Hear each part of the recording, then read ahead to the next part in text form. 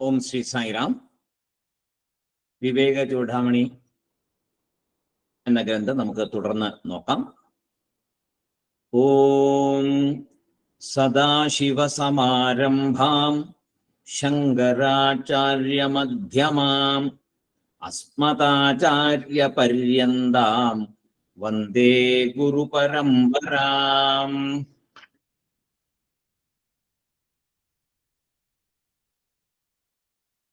കഴിഞ്ഞ ദിവസം നോക്കിയത് നമ്മെ പൂർണ്ണമായി തൃപ്തിപ്പെടുത്തുന്ന ഒരു വസ്തു നമുക്ക് ലഭിക്കുമോ? ഒരു വസ്തു ഉണ്ടോ? ലഭിക്കുമോ? എങ്ങനെയാണ് ലഭിക്കുക? ഇതുവരെ ഈ ലോകത്തിൽ അനുഭവിച്ച വസ്തുക്കളൊന്നും പൂർണ്ണമായ സംതൃപ്തി തന്നിട്ടില്ല. മാത്രമല്ല, ആ വസ്തു ലഭിച്ചു, പിന്നീട് ആ വസ്തു തന്നെ ദുഃഖവും തരുന്നുണ്ട്. അങ്ങനെ നോക്കുമ്പോ സുഖം മാത്രം തരുന്നൊരു വസ്തു എന്ന് പറയാൻ പറ്റില്ല, ദുഃഖത്തെ കൂടെ തരുന്നു. സുഖമെന്ന് വിചാരിച്ച് നേടുന്നതെല്ലാം വീണ്ടും ദുഃഖത്തെയും കൂടെ തരുന്നു. ഇതൊന്നുമല്ലാതെ പരിപൂർണമായ സംതൃപ്തി തരുന്ന ഏതെങ്കിലും വസ്തു ഉണ്ടോ? അതാണ് ചോദ്യം. അങ്ങനെ ഒരു ചോദ്യം മനസ്സിൽ ഉദിക്കുമ്പോൾ ആണ് അയാൾ മുമുക്ഷുത്വമുള്ള ആളാണ് എന്ന് പറയും. അയാൾ മുമുക്ഷുവായി. അതായത് ഈ കാണുന്നതൊന്നും ഒരു പൂർണ്ണ സംതൃപ്തിയെ തരുന്നില്ല. അപ്പൊ വേറെ പൂർണ്ണ സംതൃപ്തി തരുന്ന എന്തോ ഒന്ന് ഉണ്ടോ? ഉണ്ടെങ്കിൽ അതെങ്ങനെ ലഭിക്കും എന്നൊരു ചിന്ത വരിക മനസ്സിൽ. അപ്പൊ ശരിക്കും പറഞ്ഞാൽ നമ്മൾ ഈ കാണുന്ന പ്രപഞ്ചത്തിനപ്പുറത്തേക്ക് മനസ്സ് പോവുകയാണ്. ഇവിടം കൊണ്ടൊന്നും ആകില്ല എന്നൊരു ചിന്ത വരുമ്പോൾ അതാണ് മുമുക്ഷുത്വം. താൽക്കാലിക സുഖം തരുന്ന വസ്തുക്കൾ എനിക്ക് വേണ്ട, ഇവ പിന്നീട് അധിക ദുഃഖത്തെ തരുന്നു എന്ന അറിവ്, ഈ ഭോഗങ്ങളിൽ നിന്ന് പിന്തിരിയുന്ന മനസ്സ്, ഭോഗങ്ങളിൽ നിന്ന് മനസ്സ് പയ്യെ പയ്യെ പിന്തിരിയുന്നു. കാരണം ഇതാണ്, ഈ സുഖമൊന്നും ശാശ്വതമായി കാണുന്നില്ല, വളരെ ടെമ്പററി ആണ് എന്ന് മനസ്സിലായി മനസ്സ് പതുക്കെ പതുക്കെ അതിനെ മനസ്സിലാക്കി മുന്നോട്ട് വരുമ്പോൾ ഭോഗങ്ങളിൽ നിന്ന് പിന്തിരിയും. പതുക്കെ പതുക്കെ ഭോഗങ്ങളിൽ നിന്ന് പിന്തിരിയും. അങ്ങനെ മനസ്സ് പിന്തിരിയുമ്പോ അതിനെയാണ് വൈരാഗ്യം എന്ന് പറയും. മെല്ലെ മെല്ലെ മനസ്സ് പിന്തിരിയുമ്പോ അതിനെ വൈരാഗ്യം എന്ന് പറയുന്നു.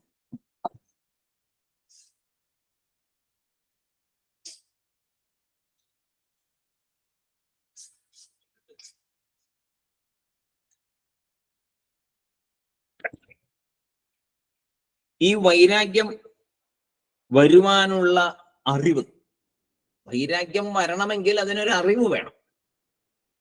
ആ അറിവിന്റെ പേരാണ് വിവേകം. കുറച്ചുകൂടെ നമ്മൾ വിശദമായിട്ട് നോക്കുകയാണ്. നേരത്തെ ഇങ്ങനെ പലതിലും നമ്മൾ കടന്നു പോയിട്ടുണ്ട്, തത്വബോധത്തിലും വിവേകത്തിൽ കൂടിയൊക്കെ കടന്നുപോയി. അപ്പൊ ഓരോരോ ഗ്രന്ഥങ്ങളില് കുറെ കൂടെ പല പല രീതിയിൽ അതിനെ നമുക്ക് മനസ്സിലാക്കി തരികയാണ് ശങ്കരാചാര്യസ്വാമികൾ. അപ്പൊ വൈരാഗ്യം മനസ്സിൽ ഭോഗങ്ങളിൽ നിന്ന് പിന്തിരിയുമ്പോൾ മനസ്സിലുണ്ടാകുന്ന വികാരം വൈരാഗ്യമാണ്. ആ വൈരാഗ്യം വരാനുള്ള ഒരു അറിവ് ഉണ്ടാകണം. ആ അറിവിനെയാണ് വിവേകം എന്ന് പറയുന്നത്. അപ്പൊ വിവേകം എന്ന് പറഞ്ഞാൽ ശരിക്കും എന്താണ്? വിവേകം എന്ന് പറഞ്ഞാൽ ഒരു അറിവാണ്, ഒരറിവ് തന്നെയാണ് ഈ വിവേകം. വൈരാഗ്യം എന്ന് പറഞ്ഞാൽ ഭോഗത്തിലുള്ള വിരക്തി, സുഖാസ്വാദനത്തിൽ, സുഖത്തെ തേടി പോകുന്നതിലുള്ള ഒരു വിരക്തി, അതാണ് വൈരാഗ്യം. വിവേകം എന്ന് പറഞ്ഞാൽ ഒരു അറിവാണ്. മുമുക്ഷുത്വം എന്ന് പറഞ്ഞാൽ നിത്യമായതിനെ അന്വേഷിക്കാൻ. ഈ മൂന്ന് വാക്കുകൾ ഓർത്തിരിക്കുക, ഇനി നമുക്ക് ധാരാളം വരുത്. വിവേകം എന്നാൽ ഒരു അറിവ്, വൈരാഗ്യം എന്നാൽ ഭോഗത്തിൽ നിന്നുള്ള വിരക്തി, മുമുക്ഷുത്വം എന്നാൽ നിത്യമായതിനെ അന്വേഷിക്കൽ. വളരെ സിമ്പിൾ ആയിട്ടാണ് പറഞ്ഞിരിക്കുന്നത്. ഈ മൂന്നും കർമ്മകാണ്ഡത്തിൽ പറയുന്ന ധർമ്മത്തിന്റെ ഫലമാണ്. അതാണ് നമ്മൾ മനസ്സിലാക്കേണ്ട ഏറ്റവും വലിയൊരു കാര്യം. കർമ്മകാണ്ഡത്തിൽ പറയുന്ന ധർമ്മം, ആ ധർമ്മം അനുസരിച്ച് ജീവിച്ചാൽ, അതിനെ നമ്മൾ ഫോളോ ചെയ്താൽ നമ്മളിൽ എന്തൊക്കെ ഉണ്ടാകും? വിവേകം എന്ന അറിവുണ്ടാകും, വൈരാഗ്യം എന്ന ഭോഗത്തിനുള്ള വിരക്തി ഉണ്ടാകും, മുമുക്ഷുത്വം എന്ന നിത്യമായി അന്വേഷിക്കുന്ന ഒരു ചിന്തയും നമ്മളിൽ വരും. ഇപ്പോ ഈ ഭഗവത്ഗീതയുടെ 2-ാം അധ്യായത്തില് ഭഗവാൻ കർമ്മത്തെ, വേദത്തെ ഉപേക്ഷിക്കണം എന്നൊക്കെ പറഞ്ഞു എന്നും പറഞ്ഞ ആൾക്കാർ തെറ്റായിട്ട് വ്യാഖ്യാനിക്കുന്നുണ്ട് പലപ്പോഴും. അങ്ങനെയൊന്നുമല്ല അതിന്റെ പറച്ചിലവിടെയൊന്നുമല്ല. കർമ്മകാണ്ഡത്തിൽ കൂടി പോയി അവിടെ മാത്രം നിൽക്കരുത്, അതിനപ്പുറം ജ്ഞാനകാണ്ഡത്തിലേക്കും പോകണം എന്നാണ് അതുകൊണ്ട് ഉദ്ദേശിച്ചത്. അപ്പൊ കർമ്മകാണ്ഡത്തിൽ കൂടി പോകണ്ട എന്നല്ല അതിന്റെ ഉദ്ദേശം, അവിടെ നിൽക്കരുത് എന്നുള്ളതാണ്, അതിൽ നിന്ന് മുന്നോട്ട് പോകണം എന്നുള്ളതാണ്. അല്ലാതെ കർമ്മകാണ്ഡം ഇല്ലാതെ കണ്ട് ഒരാൾക്ക് മുമുക്ഷുത്വത്തിലേക്ക് ചെല്ലാൻ പറ്റില്ല. കർമ്മകാണ്ഡം ചെയ്ത് ചെയ്ത് ചെയ്ത് ആ മനസ്സിന് ഈ 3 ക്വാളിഫിക്കേഷൻസും അവിടെ വരണം മനസ്സിൽ. അപ്പോഴേ നമുക്ക് ജ്ഞാനകാണ്ഡത്തിനുള്ള അർഹതയാവുള്ളൂ. വരുന്നുണ്ട്, ഇത് പറയുന്നുണ്ട് പുറകെ. അപ്പോ ധർമ്മപരമായിട്ട് ജീവിച്ചാൽ ഇങ്ങനെയുള്ള ഭാവനകള് മനസ്സിൽ വരും. ധർമ്മപരമല്ലാതെ ജീവിച്ചാൽ ഈ ഭാവനകൾ വരില്ല. ധർമ്മപരമായി ജീവിക്കണമെങ്കിൽ ഇതിൽ കൂടെ പോകണം, എല്ലാം വേദത്തിൽ കൂടെ പോകാൻ പറ്റുള്ളൂ. വേദത്തിന്റെ കർമ്മകാണ്ഡത്തിൽ കൂടി പോയാലേ ധർമ്മപരമായി ജീവിക്കാൻ പറ്റും. കാരണം അവിടെ പറയുന്നു, സത്യം വദ, ധർമ്മം ചര, ഇങ്ങനത്തെ കാര്യങ്ങള്. എന്തെങ്കിലും ആഗ്രഹങ്ങൾ ഉണ്ടെങ്കിൽ ഈശ്വരനോട് പ്രാർത്ഥിച്ച കർമ്മങ്ങൾ ചെയ്ത് നേടൂ. അപ്പൊ ധർമ്മമായിട്ടല്ലേ ചെയ്യുന്നത്, വേറൊരാളുടെ കയ്യിൽ നിന്ന് തട്ടിപ്പറിക്കുകയല്ലല്ലോ ചെയ്യുന്നത്. എനിക്കിപ്പോ സമ്പത്ത് വേണം, നോക്കുമ്പോ വേറൊരാളുടെ കയ്യിൽ ഇഷ്ടം പോലെ സമ്പത്തുണ്ട്, അതിനെ എങ്ങനെയെങ്കിലും കൈക്കലാക്കണം എന്ന് വിചാരിച്ച് കുബുദ്ധി ഉപയോഗിച്ച് അതിനുള്ള കാര്യങ്ങൾ ചെയ്യുക, അത് എൻ്റെ പക്കലേക്ക് വരിക, അത് ആണ് അധർമ്മം. നേരെ മറിച്ച് ഈശ്വരനോട് പ്രാർത്ഥിച്ച് അധ്വാനിച്ച് നല്ല വഴിയിൽ കൂടി അധ്വാനിച്ച് ശരിയായിട്ടുള്ള രീതിയിൽ സമ്പാദിക്കുമ്പോഴോ ധർമ്മപരമായ ജീവിതമായി. അങ്ങനെ ധർമ്മപരമായിട്ട് ജീവിച്ച് മുന്നോട്ട് പോകുമ്പോഴാണ് ഈശ്വരാനുഗ്രഹം കൊണ്ട് ഈ പറഞ്ഞ വിവേകം എന്ന അറിവ് മനസ്സിൽ വരും, വൈരാഗ്യം എന്ന ആ വിരക്തി, ഭോഗവിരക്തി മനസ്സിൽ വരും, മുമുക്ഷുത്വം എന്ന നിത്യമായ സുഖത്തെ, ശാന്തിയെ, നിത്യമായ ആനന്ദത്തെ, നിത്യമായ സംതൃപ്തിയെ വേണം എന്നുള്ളൊരു ആഗ്രഹം മനസ്സിൽ വരും. അതിന് മുമുക്ഷുത്വം എന്ന് പറയും. അപ്പൊ അതിനൊരു ഉദാഹരണം പറയുന്നത്, ഈ ഭാവനകളൊക്കെ വരും, നല്ല ഭാവനകൾ, സദ്ഭാവനകൾ, കർമ്മം ചെയ്ത് മുന്നോട്ട് പോകുമ്പോൾ. പിന്നെ എന്ത് ചെയ്യണം എന്നാണ്. കർമ്മം ചെയ്ത് മുന്നോട്ട് പോകുന്നു, ഈ സദ്ഭാവനകൾ വരുന്നു, നല്ല രീതിയിൽ മുന്നോട്ട് പോകുമ്പോൾ ഇനി എന്താ ചെയ്യണ്ടേ എന്നുള്ളതാണ് ചോദ്യം. അപ്പൊ വിവേകം എന്ന ദീപം കത്തിച്ചു എന്ന് കണക്ക് കൂട്ടുക. വിവേകം എന്ന ദീപത്തെ നമ്മൾ കത്തിച്ചു. ചില സമയത്തില് നമ്മൾ ഈ കർപ്പൂരമൊക്കെ കത്തിക്കുമ്പോ ചെറിയ കാറ്റ് മതി, ഫാൻ ഇട്ടിട്ടുണ്ടാവും, നമ്മൾ ഓർക്കില്ല. കർപ്പൂരം കത്തിച്ച് അന്ന് എടുക്കുമ്പോഴത്തേക്ക് അത് കെട്ടുപോകും. കത്തിച്ചു നമ്മൾ വെച്ചു, ആ കർപ്പൂരത്തട്ടില് മുന്നോട്ട് എടുക്കുമ്പോ ചെറിയ കാറ്റ് കൊണ്ട് ഇത് കിട്ടും. ചെറിയ കാറ്റ് മതി അവിടെ, ആ തുടക്കത്തില്, ആ കത്തി തുടങ്ങുന്ന തുടക്കത്തില് അത് കെട്ടുപോകും. അപ്പൊ നമ്മൾ എന്ത് ചെയ്യും? അത് കെടാതിരിക്കാൻ, അങ്ങനെ കെട്ടുപോകും എന്ന് നമുക്ക് അറിയാം. അപ്പൊ നമ്മൾ കൈ അവിടെ വെക്കും. ആ ചെറിയ കാറ്റ് പോലും ഈ കർപ്പൂരത്തെ കെടാതിരിക്കത്തക്കവണ്ണം നമ്മൾ കൈ കൊണ്ട് ആ കാറ്റിനെ മറിച്ചവിടെ നിർത്തും. അപ്പോ അത് കെടാതെ കത്തുകയും ചെയ്യും. പിന്നെ നന്നായിട്ട് കത്തി ആവുമ്പോ പതുക്കെ കൈയെടുക്കാം, കുഴപ്പമില്ല. ചെറിയ ഫാനിന്റെ കാറ്റാണെങ്കിലും കേടില്ല. അതുപോലെ തടസ്സങ്ങളെ നേരിടണം എന്നാണ് പറയുന്നത്. എന്ത് ഭംഗിയായിട്ടുള്ളൊരു ഉദാഹരണം. തടസ്സങ്ങളെ ഇതുപോലെ നേരിടണമെന്ന്. ശരിയല്ലേ? നമ്മൾ ചെറിയ വിളക്ക് കത്തിക്കുകയാണെങ്കിലും ഒന്ന് കത്താൻ വേണ്ടി കൈ ഒന്ന് പിടിക്കും, നന്നായിട്ട് കത്തിപ്പിടിക്കുമ്പോൾ കൈ മാറ്റും. ഇതുപോലെ വേണം നമ്മുടെ സാധനകൾക്ക് വരുന്ന തടസ്സങ്ങളെ നേരിടാൻ. സാധനയ്ക്ക് പോകുമ്പോൾ തടസ്സങ്ങൾ ഉണ്ടാവും, ഉറപ്പാണ്. അതിനെ ഇതുപോലെ നേരിടണം എന്നാ പറയുന്നത്. ഈ ജ്വാല വളർന്നാലോ പിന്നെ കുഴപ്പമില്ലല്ലോ. അപ്പൊ ജ്വാലയെ വളർത്തണം, അല്ലെ? ആ ജ്വാലയെ വളർത്തിക്കഴിഞ്ഞാൽ കുഴപ്പമില്ല. അതിനാണ് ഇവിടെ പറയുന്നത്. ഇത്രയും നാൾ നമ്മൾ പല പല ഫലങ്ങൾ ആഗ്രഹിച്ച് കർമ്മകാണ്ഡത്തിൽ കൂടി തന്നെ സഞ്ചരിച്ച് നമ്മളെല്ലാവരും സത്കർമ്മങ്ങൾ ചെയ്ത് കർമ്മകാണ്ഡത്തിൽ കൂടി അമ്പലത്തിൽ പോയും തീർത്ഥാടനത്തിന് പോയും ഹോമങ്ങൾ ചെയ്തും വഴിപാട് ചെയ്തും നല്ല രീതിയിലാണ് നമ്മൾ മുന്നോട്ട് പോയത്. അതിന്റെ ഫലമായി നമ്മൾ ഇപ്പോ ഇവിടം വരെ എത്തി നിൽക്കും. അപ്പൊ വിളക്ക് ചെറുതായിട്ട് ഇപ്പോ പ്രകാശിച്ചിട്ടുണ്ട്. ഇപ്പോഴാണ് തടസ്സങ്ങൾ വരാനുള്ള സാധ്യതകൾ കൂടുതൽ. അപ്പൊ വിളക്ക് നന്നായിട്ട് ആളി കത്തി കഴിഞ്ഞാൽ പിന്നെ കുഴപ്പമില്ല. അപ്പൊ ആളി കത്താൻ എന്ത് ചെയ്യണം? അതിന് തടസ്സങ്ങളെ നേരിടണം. അപ്പൊ ഈ ജ്വാലയെ വളർത്താൻ പറ്റും. ഇത്രയും നാൾ ഫലം ആഗ്രഹിച്ച് കർമ്മകാണ്ഡത്തെ ധർമ്മപ്രവൃത്തികളിലൂടെ നമ്മൾ മുന്നോട്ട് പോയി. ഇനി നിഷ്കാമമായി കർമ്മം ചെയ്യാൻ തുടങ്ങണം. എന്ത് നല്ല ഉപദേശമാ സ്വാമി തരുന്നത്, ആചാര്യസ്വാമികള്. ഇതിനു മുമ്പുള്ളതിനൊന്നും കുറ്റം പറയുന്നില്ല. അതാണ് ആ പക്വതയാണ് ഇതിനകത്ത് പ്രത്യേകത. ഇതൊക്കെ പഠിക്കണമെങ്കിൽ ഇപ്പൊ ഈ ചൂടാമണി, അതേമാതിരി നമ്മൾ പഠിച്ച തത്വബോധം, പിന്നെ കുറച്ച് വാക്യങ്ങളെ കുറിച്ച് ജീവബ്രഹ്മ ഐക്യവാക്യങ്ങളെയൊക്കെ പഠിച്ചു. അപ്പൊ ഈ സ്ഥലങ്ങളിലൊക്കെ വരുമ്പോ ഒരു മാനസിക പക്വതയുണ്ട്. അല്ലാതെ ഇതൊന്നും കേൾക്കാൻ പറ്റില്ല. ആർക്കും ഇഷ്ടമല്ല, കാരണം ഉറങ്ങിപ്പോകും. ഉപനിഷത്തും ഇതൊക്കെ കേട്ടാൽ കുറച്ച് കേൾക്കുമ്പോഴത്തേക്ക് ഉറങ്ങിപ്പോകും.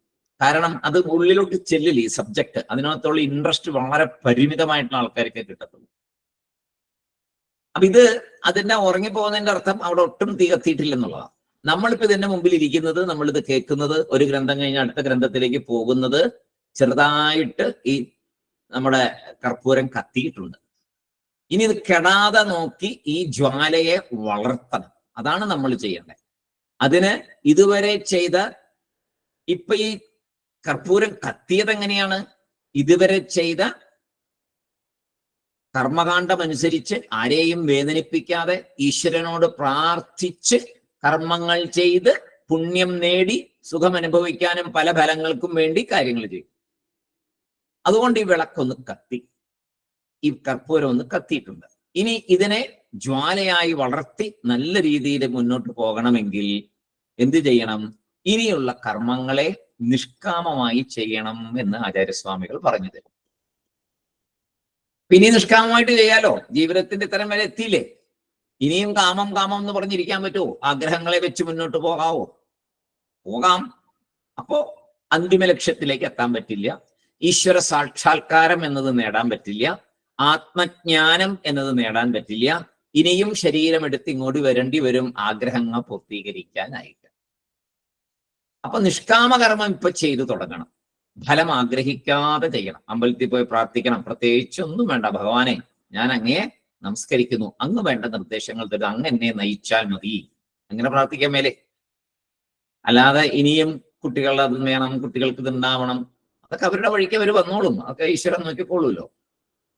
പിന്നെ നമുക്ക് ആണെങ്കിലും ശരിയാ, പിള്ളേർ എൻ്റെ അടുത്ത് വന്ന് നിൽക്കണം, എന്നെ നോക്കണം, വയസ്സാകുമ്പോൾ എനിക്ക് ആ പ്രശ്നം ഉണ്ടാവരുത്, ഈ പ്രശ്നം ഉണ്ടാവരുത്, ഈ അസുഖം മാറണം, ഇതൊന്നും വേണ്ട. ഇനി ഒന്നും പറയണ്ട. എല്ലാം ഈശ്വരൻ അറിയാമെന്ന ആ സത്യം നമ്മൾ മനസ്സിലാക്കിയില്ലേ? ഈ ശരീരം കിട്ടിയിരിക്കുന്നത് പ്രാരബ്ധം കൊണ്ടാണ് എന്ന് മനസ്സിലാക്കിയല്ലോ തത്വബോധത്തില്. പ്രാരബ്ധം തീരുന്നത് വരെ ഇവിടെ ഇരുന്നേ പറ്റൂ എന്ന് മനസ്സിലാക്കിയല്ലോ. അപ്പൊ അതിനെ നേരിടാനുള്ള മനഃശക്തി നേടണം എന്നും പഠിച്ചു. ഞാൻ ഈ ശരീരമല്ല എന്ന് പഠിച്ചു. ഇത് സ്ഥൂല സൂക്ഷ്മ കാരണ ശരീരങ്ങൾക്കപ്പുറമുള്ള ആത്മാവാണ് ഞാൻ എന്ന് തിരിച്ചറിഞ്ഞു. അതിനെക്കുറിച്ചൊക്കെ കേട്ടു. ഇനി അതിലേക്കുള്ള യാത്രയാണ് നമ്മൾ ചെയ്തുകൊണ്ടിരിക്കുന്നത്. അപ്പോൾ നിഷ്കാമമായിട്ട് ഇനി ചെയ്യുന്ന കർമ്മങ്ങളെല്ലാം നിഷ്കാമമായിട്ട് ചെയ്യുക. അതൊക്കെ പഠിക്കുക. ഓരോന്നായിട്ട് നിഷ്കാമമായിട്ട് ചെയ്യാൻ പഠിക്കുക.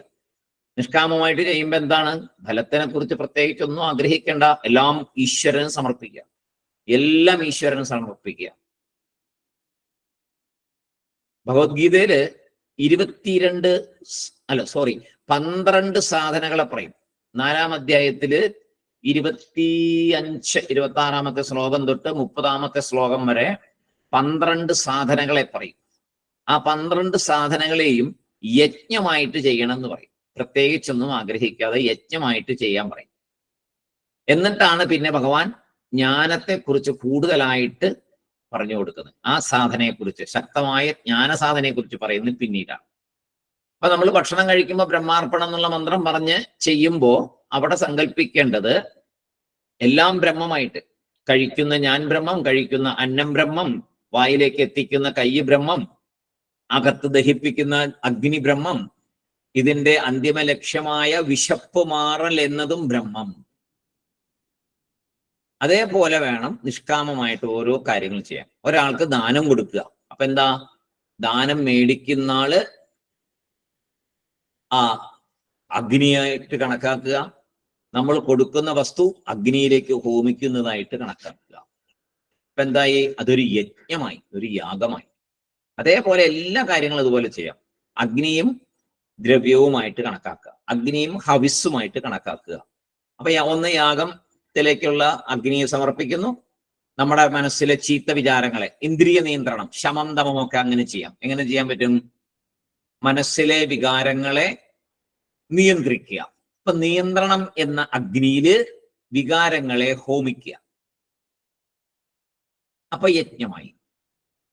അതേമാതിരി കർമ്മേന്ദ്രിയങ്ങളെ ഓരോരോ പ്രവൃത്തി ചെയ്യുമ്പോഴും ആ പ്രവൃത്തികളെയെല്ലാം എന്തായി കണക്കാക്കണം? ഹവിസ്സായിട്ട് കണക്കാക്കണം. അത് ഹോമിക്കുന്നത് എവിടെയാ? സൽക്കർമ്മങ്ങളായിട്ടുള്ള, അതില് ആ സൽക്കർമ്മമായിട്ടുള്ള ചിന്താഗതിയാണ് അഗ്നി. ഇപ്പൊ ഫലമില്ലാതെ ആഗ്രഹിച്ച് ഹോമിക്കുക, ആഗ്രഹം ഫലങ്ങളോ ഒന്നും അവിടെ ചിന്തിക്കാതിരിക്കുക. ഇങ്ങനെ ഓരോ കർമ്മത്തെയും നമ്മുടെ ഡ്യൂട്ടി ആയിട്ട്, നമ്മുടെ റെസ്പോൺസിബിലിറ്റി ആയിട്ട് മാത്രം ചെയ്യുക.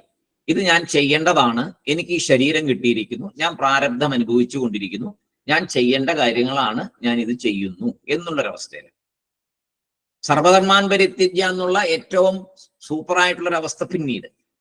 അത് അത്ര എളുപ്പമല്ല. അത് രണ്ട് തരത്തിൽ അതിന്റെ വിശദാംശങ്ങൾ പറയാറുണ്ട്. ഒന്ന്, എല്ലാം പരിത്യജിച്ച് സന്യാസം സ്വീകരിക്കുക എന്നുള്ളത്. ആ അവസ്ഥ എല്ലാവർക്കും പറ്റില്ലല്ലോ. അപ്പൊ നമുക്ക് എങ്ങനെയാ പരിത്യജിക്കാൻ പറ്റുക? ഫലത്തെ പരിത്യജിക്കുക, സർവധർമ്മങ്ങളുടെയും ഫലത്തെ ഈശ്വരന് സമർപ്പിക്കുക, അല്ലെങ്കിൽ എല്ലാ കർമ്മങ്ങളെയും ഈശ്വരാർപ്പണമായിട്ട് സമർപ്പിക്കുക. ഇതാണ് ഒരു സ്റ്റേജ്. ആ സ്റ്റേജിൽ നിന്നേ മറ്റു സ്റ്റേജിലേക്ക് പോകാൻ പറ്റും. അപ്പൊ ഇതെല്ലാം മാനസികമാണ്, ശാരീരികമല്ല. എല്ലാം മനസ്സിലാണ് ഇത് മുഴുവൻ നടക്കുന്നത്. ശരീരം അതുപോലെ തന്നെ ഇരിക്കുന്നു, ഒരു പ്രശ്നമില്ല, കാര്യങ്ങളൊക്കെ ഇതുപോലെ നടന്നുകൊണ്ടിരിക്കും, ഭൂമിയിൽ തന്നെ ഇരിക്കും ശരീരം വീഴുന്നിടം വരെ. മനസ്സിലാണ് വ്യത്യാസങ്ങൾ വന്നുകൊണ്ടിരിക്കുന്നത്. ഇപ്പൊ നമ്മുടെ മനസ്സ് തന്നെ ബാല്യത്തിലുള്ള മനസ്സല്ലല്ലോ യൗവനത്തിലുള്ള മനസ്സല്ലല്ലോ എന്താ പറയാ, ഒരു ഗൃഹസ്ഥന്റെ മനസ്സാവുമ്പോൾ.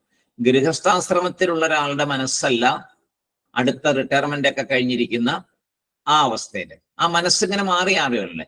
അപ്പൊ ആ മനസ്സിന് ആ മാറ്റത്തിന് വിധേയമായി വൈരാഗ്യം വരേണ്ട സമയത്ത് വൈരാഗ്യത്തെ കൊണ്ടുവരണം. അന്നേരം ഇപ്പോഴും ഞാൻ ചെറുപ്പമാണ് എന്നും വിചാരിച്ചുകൊണ്ട് വികാരങ്ങൾക്ക് പുറകെ പോകരുത്. നേച്ചറിനെ ഫോളോ ചെയ്യുക. നേച്ചർ എന്താണോ ചെയ്യുന്നത് അത് ഫോളോ ചെയ്യുക. നേച്ചർ ആരാണ്? ബ്രഹ്മമാണ്. ആ ബ്രഹ്മത്തെ അനുസരിക്കുക. അതനുസരിക്കാതെയാണ് നമ്മൾ തിരിച്ചു പോകുന്നത്. നമ്മൾ നേച്ചറിനെ തിരിച്ചു പോകുന്നത്. ഇപ്പൊ നമ്മളൊക്കെ ചെയ്യുന്ന ഡൈ അടിക്കില്ല, ഇപ്പൊ ഞാൻ പോലെ ചെയ്യുന്നുണ്ട് അല്ലെ. അത് നേച്ചറിനെ അഗൻസ്റ്റാ പോകുന്നത്. നരച്ചാൽ നരച്ചോട്ടെ എന്ന് വിചാരിച്ച പോരെ. അപ്പോ കറുത്ത് കാണാൻ വേണ്ടിയിട്ട് ഡൈ ഉപയോഗിക്കും. ഇങ്ങനെ ചെറിയ ചെറിയ കാര്യങ്ങളാണ്, പക്ഷെ അതൊക്കെ തടസ്സമാണ്. കുറേശ്ശെയായിട്ട് അതിൽ നിന്നൊക്കെ മാറിയേ പറ്റുള്ളൂ. ശരീരബോധമാണല്ലോ അതിന്റെ പുറകില് എന്ന് പറഞ്ഞ പോലെ എല്ലാവർക്കും കാണും കുറെ കാര്യങ്ങള്. അപ്പൊ ഞാനിപ്പോ എന്റെ കാര്യം പറഞ്ഞു എന്നുള്ളൂ.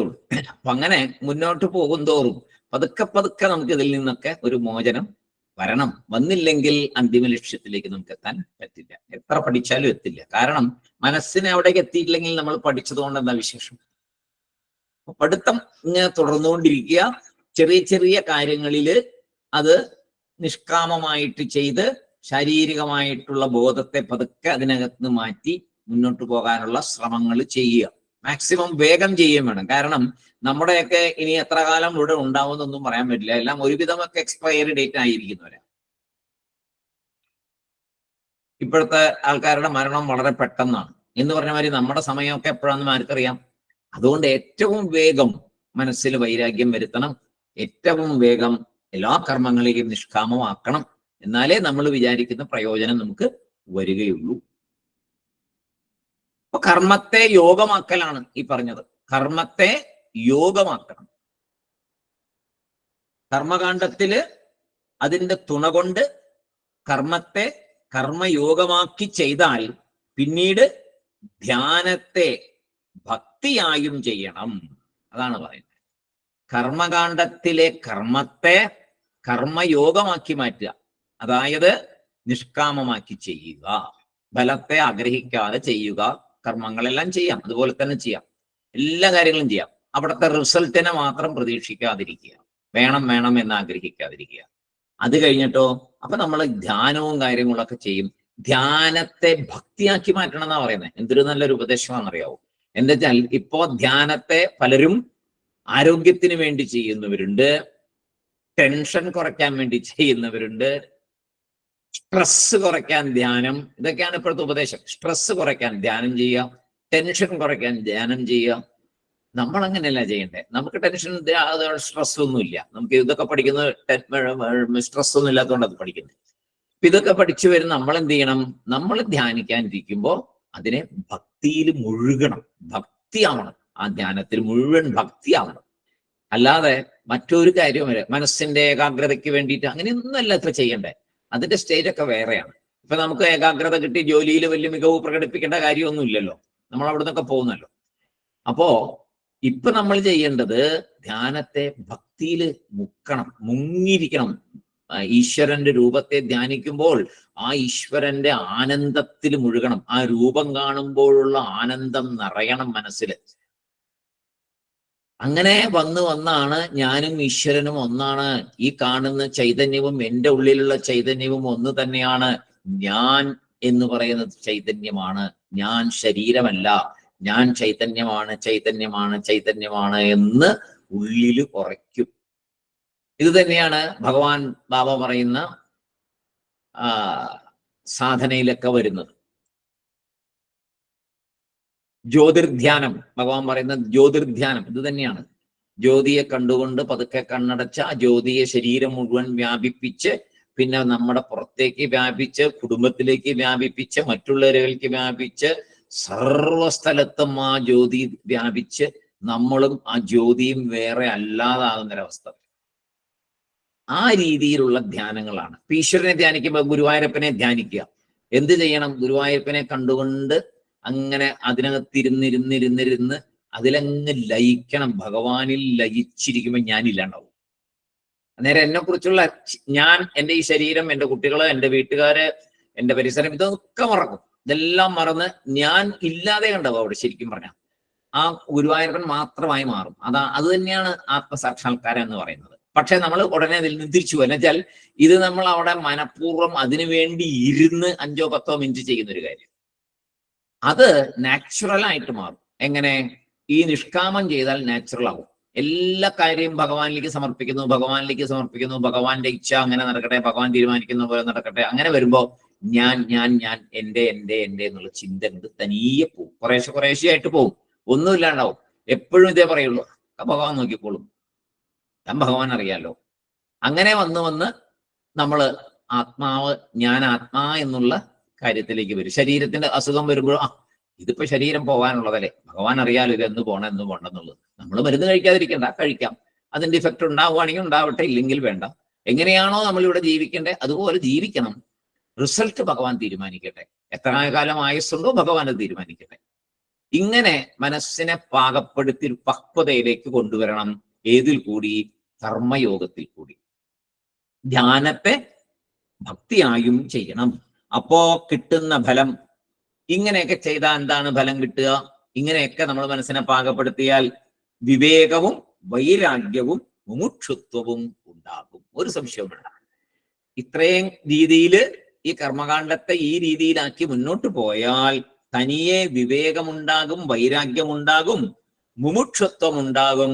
ഉണ്ടായ ഈ കാര്യങ്ങളിൽ ദൃഢതയുണ്ടാകും. അവിടെയാണ് ഏറ്റവും പ്രത്യേകത. ഈ കാര്യങ്ങളൊക്കെ ഇപ്പൊ നമ്മളിലേക്ക് വന്നിട്ടുണ്ട്.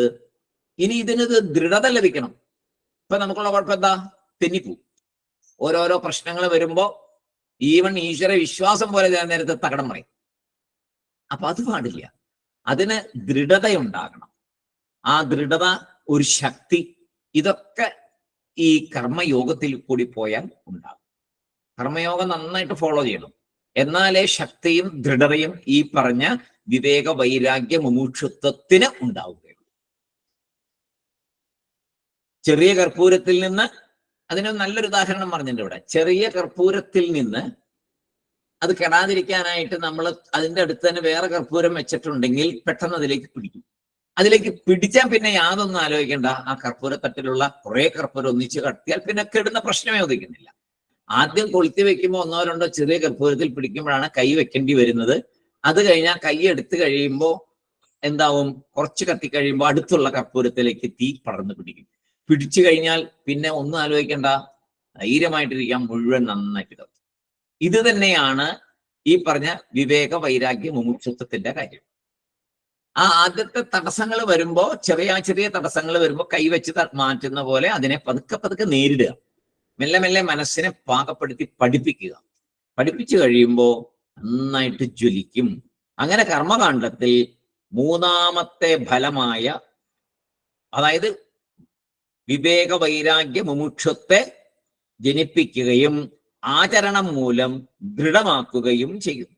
കർമ്മകാണ്ഡം അങ്ങനെ നേരത്തെ രണ്ടെണ്ണം പറഞ്ഞു. മൂന്നാമത്തെ ഈ സംഭവം വളരെ വിവേകം വൈരാഗ്യവും മുമുക്ഷത്വവും ജനിപ്പിക്കുകയും അതിനെ ദൃഢമാക്കുകയും ചെയ്യും. അപ്പൊ എന്തൊക്കെയാണ് ഉണ്ടാകുന്നത്?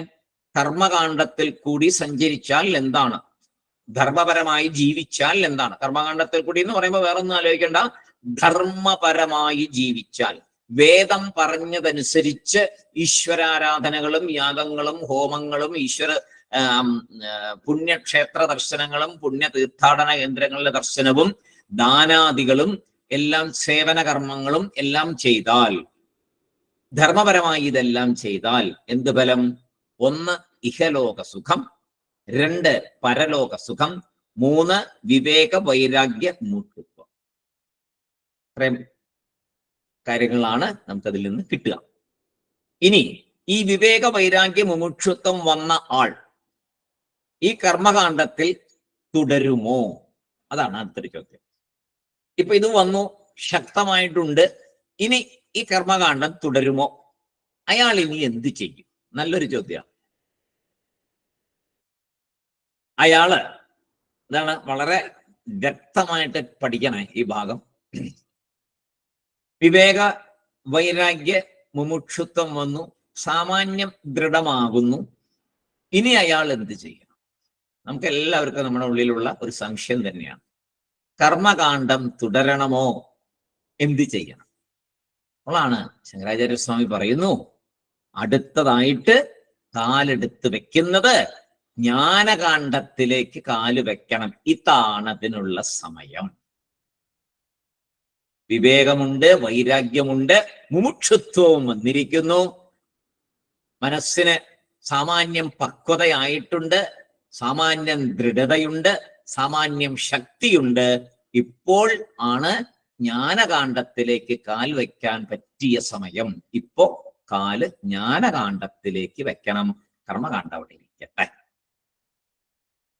കർമ്മകാണ്ഡം ചെയ്ത് അനുഭവിച്ച് ഫലം കിട്ടി, കുറെ അനുഭവിച്ചു. ഇത്രയും വർഷത്തിനകത്ത് ധാരാളം ഫലങ്ങൾ അനുഭവിച്ചു. ഇനി ജ്ഞാനകാണ്ഡത്തിലേക്ക് പ്രവേശിക്കണം. കർമ്മകാണ്ഡത്തിലെ ഒരു കാര്യത്തിന്റെയും ഫലത്തെക്കുറിച്ചൊന്നും ആലോചിക്കണ്ട, പോകുന്ന പോലെ അങ്ങോട്ട് പൊക്കോട്ടെ. പ്രത്യേകിച്ച് പുതിയ പുതിയ കർമ്മങ്ങളൊന്നും ചെയ്തു കൂട്ടണ്ട, പുതിയ പുതിയ ഫലങ്ങൾക്കായിട്ട്. നാച്ചുറലി വരുന്നതിനെ സ്വീകരിക്കുക, ആ വഴിക്ക് നടക്കുക. നമ്മളായിട്ട് പോകേണ്ടത് എങ്ങോട്ടാണ്? ജ്ഞാനകാണ്ഡത്തിലേക്ക്. നമ്മുടെ മനസ്സിനെ പുതിയതായിട്ട് നമ്മൾ പ്രവേശിപ്പിക്കേണ്ടത് ജ്ഞാനകാണ്ഡത്തിലേക്ക്. കർമ്മകാണ്ഡത്തില് നാച്ചുറലായിട്ട് നമ്മുടെ ജീവിതം പോകുന്ന രീതിയിൽ പ്രാരബ്ധം അനുസരിച്ച് വന്നുകൊണ്ടിരിക്കുന്നതെല്ലാം വന്നോട്ടെ.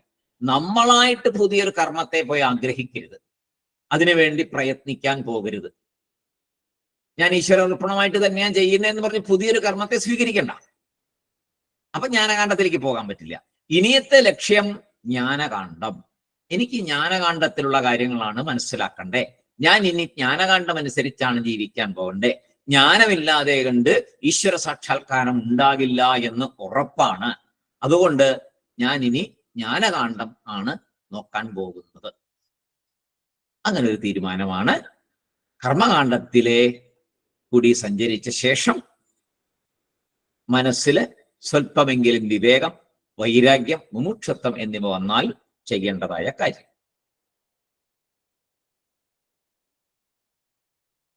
അതായത് അതിന് ഭയങ്കര നല്ലൊരു ഉദാഹരണം പറയാൻ, തലയില് മുടിക്ക് തീപിടിച്ച ആള് വെള്ളം അന്വേഷിച്ച് ഓടുന്ന പോലെ ഓടണം എന്നാ പറയണേ ജ്ഞാനകാണ്ഡത്തിലേക്ക്. ഒട്ടും സമയം കളയാനില്ല.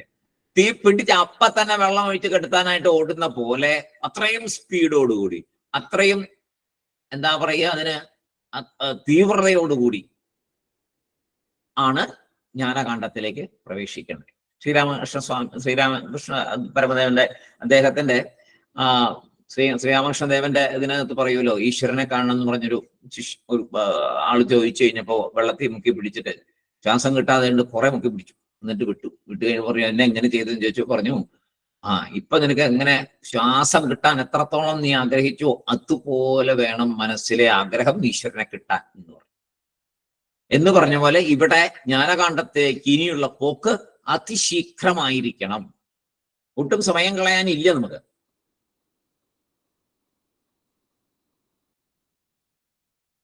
എന്നിട്ട് ചോദിക്കുന്നു, എനിക്ക് പൂർണ്ണ സംതൃപ്തി വേണം, എനിക്ക് വേദത്തിൽ പറയുന്ന സച്ചിത് ആനന്ദം വേണം, അതിന് ഞാൻ എന്ത് സാധന ചെയ്യണം? എനിക്ക് ഈശ്വര സാക്ഷാത്കാരം വേണം, ഞാനത് ആഗ്രഹിക്കുന്നു. ഇവിടെ ഉള്ളതൊന്നും നിത്യമല്ല എന്ന് ഞാൻ മനസ്സിലാക്കി.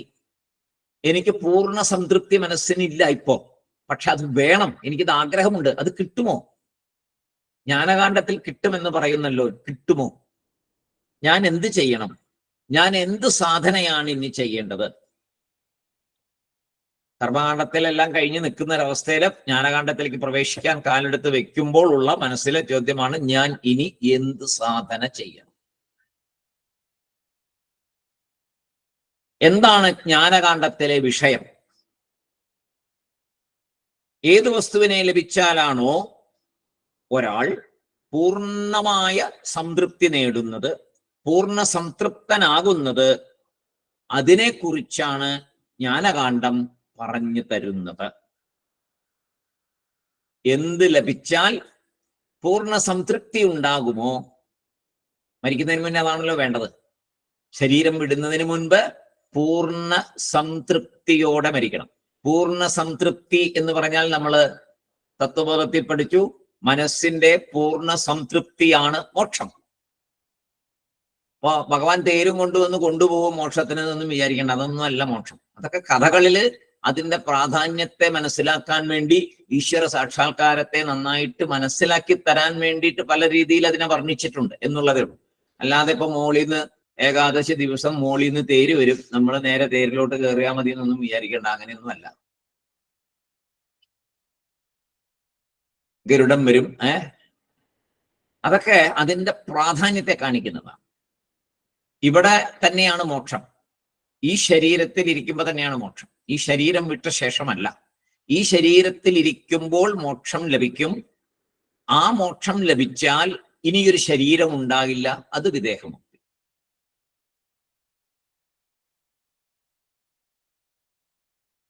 അപ്പോ ഏതു വസ്തുവിനെ ലഭിച്ചാലാണോ അങ്ങനെയുള്ള ജീവൻ മുക്തനായി തീരുന്നത്, പൂർണ്ണ സംതൃപ്തനായി തീരുന്നത്, ആ കാര്യത്തെക്കുറിച്ചാണ് ജ്ഞാനകാണ്ഡം, വേദത്തിലെ ജ്ഞാനകാണ്ഡം പറഞ്ഞു തരുന്നത്. അതായത് പരബ്രഹ്മം, പരമ്പൊരുൾ, ബ്രഹ്മം, അതാണ് ജ്ഞാനകാണ്ഡത്തിലെ വിഷയം. ജ്ഞാനകാണ്ഡത്തിലെ വിഷയം ബ്രഹ്മത്തെക്കുറിച്ചാണ്, പരബ്രഹ്മത്തെക്കുറിച്ചാണ്, ആത്മാവിനെ കുറിച്ചാണ്. കർമ്മകാണ്ഡത്തില് ഇതല്ല വിഷയം.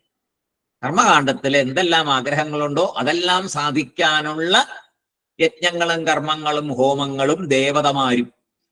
ഇവിടെ ദേവതമാരൊന്നും വരില്ല. ഇവിടെ ആത്മാ പരബ്രഹ്മം, ഒരേ ഒരു ശക്തി, ലോകം മുഴുവൻ നിറഞ്ഞു നിൽക്കുന്ന ശക്തി. പ്രപഞ്ചം മുഴുവൻ ഏതിൽ നിന്നുണ്ടായോ ആ ശക്തിയെ കുറിച്ച് പറയും. പ്രപഞ്ചം മുഴുവൻ ഏതിനാൽ നിലനിൽക്കുന്നുവോ ആ ശക്തിയെ കുറിച്ച് പറയും. പ്രപഞ്ചം മുഴുവൻ ഏതിലാണോ വീണ്ടും ലയിക്കുന്നത് ആ ശക്തിയെ കുറിച്ച് പറയും. നാം എവിടെ നിന്നാണോ വന്നത് അതിനെക്കുറിച്ച് പറയും. നാം ആരാണ് എന്ന് ജീവബ്രഹ്മ ഐക്യത്തിലൂടെ മനസ്സിലാക്കി തരും. നാം വേറെ ഈശ്വരൻ വേറെ അല്ല എന്ന് പറഞ്ഞു തരും. ഇങ്ങനെ ഒരുപാട് വളരെ വലിയ വലിയ കാര്യങ്ങളെയാണ് ജ്ഞാനകാന്ഡം പറഞ്ഞു തരിക. അങ്ങനെ ജ്ഞാനകാന്ഡം ഇതെല്ലാം പറഞ്ഞു തന്നാൽ അത് മുഴുവൻ നമ്മൾ മനസ്സിലാക്കിയാൽ, നമ്മളിൽ ആ അറിവുണ്ടായാൽ നമുക്കെന്ത് പ്രയോജനം? എല്ലാം ഉണ്ട്. ഇപ്പൊ നമ്മളെല്ലാം പ്രയോജനം ചോദിക്കുമല്ലോ. എന്തെങ്കിലും ഒരു കാര്യം പറഞ്ഞാൽ എനിക്കെന്താ പ്രയോജനം ചോദിക്കും അല്ലേ? എന്ത് കാര്യം പറഞ്ഞാൽ എനിക്കെന്താ ഗുണം അതുകൊണ്ട് എന്ന് പറഞ്ഞ പോലെ ജ്ഞാനകാന്ഡം ഈ പറഞ്ഞ കാര്യങ്ങളെ, ബ്രഹ്മത്തെക്കുറിച്ചും ആത്മാവിനെ കുറിച്ചും ഈശ്വരനെ കുറിച്ചും പ്രകൃതിയെക്കുറിച്ചും എല്ലാം പറഞ്ഞു തന്നു കഴിയുമ്പോൾ അത് ഞാൻ മനസ്സിലാക്കിയാൽ എനിക്കെന്ത് ഫലം? അപ്പൊ പറയുന്നു, അതിന്റെ ഫലമാണ് മോക്ഷം എന്ന് പറഞ്ഞ ആ പരിപൂർണ സംതൃപ്തി. അതിന്റെ ഫലമാണ് മോക്ഷം. ജ്ഞാനകാന്ഡം പൂർണ്ണമായിട്ടും മനസ്സിലാക്കിയാൽ മനസ്സിലുണ്ടാകുന്ന അറിവ്, ആ ജ്ഞാനം. എന്ത് ജ്ഞാനം? ഞാൻ ആത്മാ എന്ന ജ്ഞാനം, ഞാൻ ശരീരമല്ല എന്ന ജ്ഞാനം. അപ്പൊ അജ്ഞാനം മാറി ജ്ഞാനം പ്രകാശിക്കുന്നു. ഇതുവരെ ഞാൻ ഈ ശരീരമാണ് എന്ന് വിചാരിച്ചു കൊണ്ടിരുന്നത് മനസ്സിൽ നിന്ന് പോയിട്ട് ഞാൻ ഈ ശരീരമല്ല, ആത്മാവാണ്, ഈ ശരീരം പ്രാരബ്ധം കൊണ്ട് ലഭിച്ചതാണ്, ഇതെപ്പോൾ വേണമെങ്കിലും തീരാം പോകാം. സൂക്ഷ്മ 3 ശരീരങ്ങളുണ്ട് എനിക്ക്. ഞാൻ എന്ന ആത്മാവ് ഇപ്പൊ 3 ശരീരം കൊണ്ടാണ് വന്നത്. ഒന്ന് കാരണ ശരീരം, പിന്നെ സൂക്ഷ്മ ശരീരം, സ്ഥൂല ശരീരം. ഇപ്പൊ ഞാൻ വിചാരിച്ചു കൊണ്ടിരുന്നത്, ആദ്യം ഞാൻ ഇപ്പൊ വിചാരിച്ചുകൊണ്ടിരുന്നത് സ്ഥൂല ശരീരമാണ് ഞാൻ എന്നാണ്. പിന്നെ ഞാൻ വിചാരിച്ചു സൂക്ഷ്മ ശരീരമാണ് ഞാനെന്ന്. മനസ്സൊക്കെ ഉണ്ടല്ലോ, അതല്ലേ ഞാൻ എന്ന് വിചാരിച്ചു. പിന്നെ ജ്ഞാനകാന്ഡം പറഞ്ഞു തന്നു അതുമല്ലെന്ന് പറഞ്ഞു. ഒരു ബീജമായിട്ട് കാരണ ശരീരമുണ്ട്, അതാണെന്ന് വിചാരിച്ചു. പിന്നെ പറയുന്നു അതുമല്ല, അതും ഒരു എന്താ പറയാ, ഈ ആത്മാവിനോട് ചേർന്ന് നിൽക്കുന്ന ഒരു സംഭവം മാത്രമാണ്, ഇതൊന്നുമല്ല ആത്മാവ് എന്ന് തത്വബോധം പറഞ്ഞു തന്നു. ഭംഗിയായിട്ട് പറഞ്ഞു തന്നു. 17 കാര്യങ്ങളെ കുറിച്ച് വെച്ച് പറഞ്ഞു തന്നു നമുക്ക്. അപ്പോ ആ ഞാൻ ആര്? അഹം ബ്രഹ്മാസ്മി എന്ന അറിവിലേക്ക് നമ്മൾ ഉയരും. ജ്ഞാനകാന്ഡം നന്നായിട്ട് പഠിച്ച് മനസ്സിലാക്കി ആചരിച്ചാൽ. അപ്പോ വേദാന്തം എന്താ തരിക? വേദാന്തം പൂർണ്ണ സംതൃപ്തി തരും. ഈശ്വര സ്വരൂപത്തെയാണ് വേദാന്തം പറയുന്നത്. നമ്മൾ വിചാരിക്കുന്ന ഒരു രീതിയിലല്ല ആ ഒരു ഈശ്വര സ്വരൂപം. അപ്പോ നേരത്തെ പറഞ്ഞ ആ വേദം എന്ന് പറഞ്ഞ ഒരു തത്വശാസ്ത്രമാണെന്ന് പറഞ്ഞല്ലോ. ആ ശാസ്ത്ര ലക്ഷണത്തെ ഇവിടെ ഒന്നുകൂടെ പറയും. എന്നിട്ട് ഈ പറഞ്ഞ വേദാന്തത്തിന്റെ കാര്യവും ശാസ്ത്രം, വേദം ശാസ്ത്രമാണ് എന്ന് പറഞ്ഞതിന്റെ ലക്ഷണവും തമ്മിൽ യോജിക്കുന്നുണ്ടോ എന്ന് നോക്കണമല്ലോ. ഒരു പ്രധാന ലക്ഷ്യത്തെ പറഞ്ഞ് ആ ലക്ഷ്യം നേടാനുള്ള പൂർണ്ണ അറിവിനെ തരുന്നതാണ് ശാസ്ത്രം എന്ന് നമ്മൾ ആദ്യത്തെ ദിവസം പഠിച്ചു. അപ്പൊ മോക്ഷം എന്ന പ്രധാന ലക്ഷ്യത്തെ പറഞ്ഞ് അതിനുള്ള അധികാരിത്വത്തെയും തരുന്നു കർമ്മകാന്ഡം. അധികാരിത്വത്തെ തരുന്നു കർമ്മകാന്ഡം.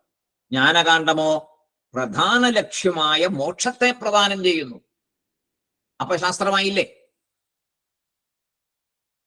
കർമ്മകാന്ഡം അധികാരിത്വത്തെ, അർഹതയെ, ക്വാളിഫിക്കേഷനെ തരുന്നു. ജ്ഞാനത്തിനുള്ള, ജ്ഞാനകാന്ഡത്തിലേക്ക് പ്രവേശിക്കാനുള്ള ക്വാളിഫിക്കേഷൻസിനെ തരുന്നു.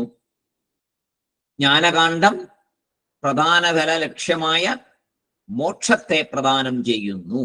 അപ്പൊ ശാസ്ത്രം എന്നുള്ളതിന്റെ ആ ഡെഫിനിഷൻ ഇതും കൂടെ യോജിച്ചു. ഈ വിധത്തില് കർമ്മകാന്ഡം നമ്മെ തയ്യാറാക്കുന്നു, ജ്ഞാനകാന്ഡം മോക്ഷത്തെ പ്രദാനം ചെയ്യുന്നു. ജ്ഞാനകാന്ഡം ഒരു സ്ഥലത്തെയോ, ഇന്ന സ്ഥലത്ത് പോയാൽ മോക്ഷം കിട്ടുന്നോ, ഇന്ന കാലത്ത് മോക്ഷം കിട്ടുന്നോ, ഇന്ന കാര്യം ചെയ്താൽ മോക്ഷം കിട്ടുന്നോ, അതൊന്നുമല്ല ജ്ഞാനകാന്ഡം പറയുന്നത്. മോക്ഷം നേടാനുള്ള അറിവ്. മോക്ഷം നേടാൻ അറിവാണ് വേണ്ടത്. അല്ലാതെ നിങ്ങൾ എന്ത് ചെയ്തിട്ടും ഇന്ന സ്ഥലത്തേക്ക് പോയാൽ, കാശിയിൽ പോയാൽ മോക്ഷം, അങ്ങനെയില്ല. ഹിമാലയത്തിൽ പോയാൽ മോക്ഷം അല്ല. അതെല്ലാം അതിനുള്ള ഉപാധികൾ മാത്രമാണ്. അവിടെ ചെന്നിട്ട് നിങ്ങളുടെ മനസ്സ് നിങ്ങൾക്ക് ഉയർത്താൻ സാധിച്ചാൽ, ആ സ്ഥലത്തിനൊരു പ്രത്യേകത ഉള്ളത് കൊണ്ട്, അതിനൊരു പ്രത്യേക ശക്തി ഉള്ളത് കൊണ്ട് നിങ്ങളുടെ മനസ്സിനെ, അറിവിനെ ഉയർത്താൻ സാധിക്കും എന്നല്ലാതെ അവിടെ ചെന്നതുകൊണ്ട് മോക്ഷം എന്ന് പറയാൻ പറ്റില്ല, കിട്ടില്ല. ജ്ഞാനമല്ലാതെ മോക്ഷത്തിന് വേറെ ഒരു മാർഗവുമില്ല. എത്ര ഗ്രന്ഥം വേണമെങ്കിൽ പഠിച്ചോളൂ, എത്ര വലിയ ആചാര്യന്മാരെ വേണമെങ്കിൽ ചോദിച്ചോളൂ, ജ്ഞാനം മാത്രമേ ഉള്ളൂ മോക്ഷത്തിനുള്ള വഴി. അറിവ്, തിരിച്ചറിവ്, ഞാൻ ഈ ശരീരമല്ല എന്നുള്ള അറിവ്, അഹങ്കാരത്തെ നീക്കൽ, അതുമാത്രമാണ് ജ്ഞാനത്തിനുള്ള വഴി. ജ്ഞാനകാന്ഡം ഒരു സ്ഥലത്തെയോ മറ്റോ അല്ല പറയുന്നത്, അറിവ് നേടി മോക്ഷത്തെ സമ്പാദിക്കൂ എന്ന് പറയുന്നു. ആ അറിവിനെ എങ്ങനെ നേടുന്നു എന്നാൽ അതിൽ ഏറ്റവും പ്രധാനപ്പെട്ടതാണ് ഗുരു മുഖാന്തിരമായിരിക്കണം.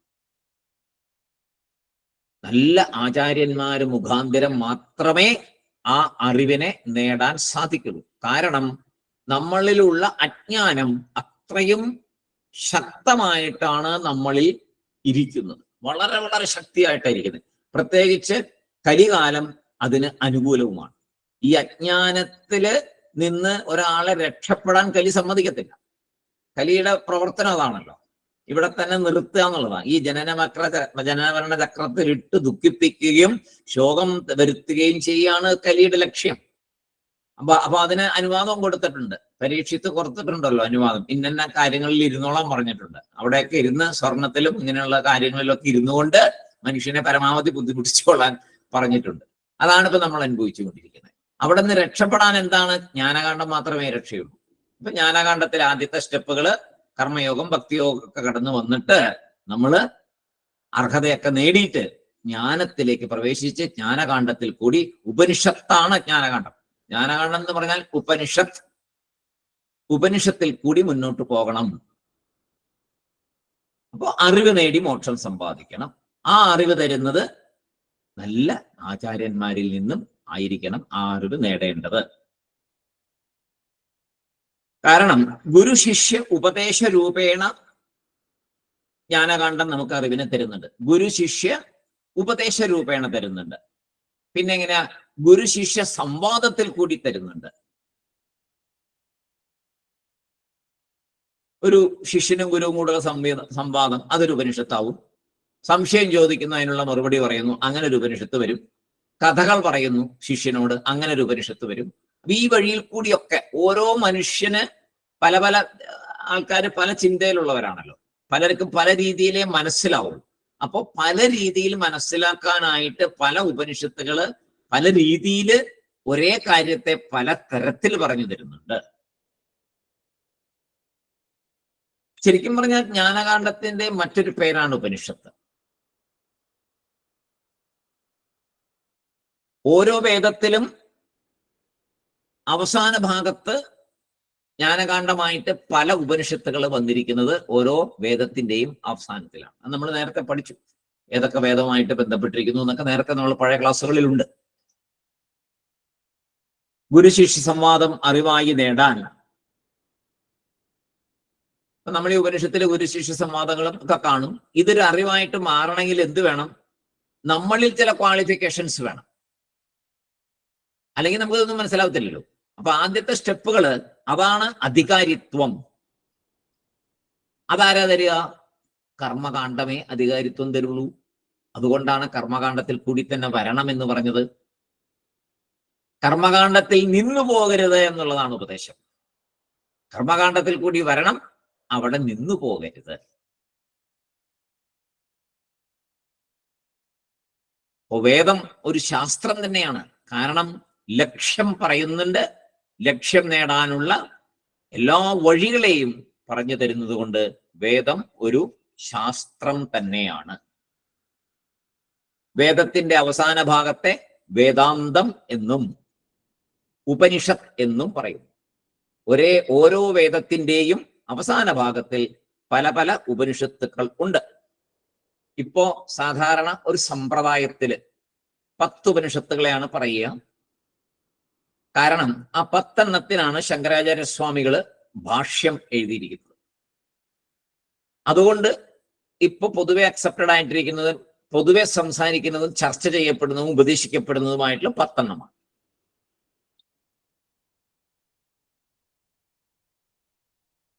പിന്നെ ഒരു പ്രത്യേകത, ഈ 10 എണ്ണത്തിലെ കാര്യങ്ങൾ എടുത്തിട്ടാണ് വ്യാസഭഗവാൻ എഴുതിയ ബ്രഹ്മസൂത്രത്തിന് ശങ്കരാചാര്യ സ്വാമികൾ വിചാരത്തിന് എടുത്തിട്ടുള്ളത്. വ്യാസർ എഴുതിയ ബ്രഹ്മസൂത്രത്തില് ഈ 10 ഉപനിഷത്തുകളിൽ നിന്നാണ് വാക്യങ്ങൾ എടുത്ത് വിചാരം ചെയ്തിരിക്കുന്നത്. ഉപനിഷത്ത് എന്ന വാക്കിന് നമ്മൾ നേരത്തെ പഠിച്ചിട്ടുണ്ട് അർത്ഥം.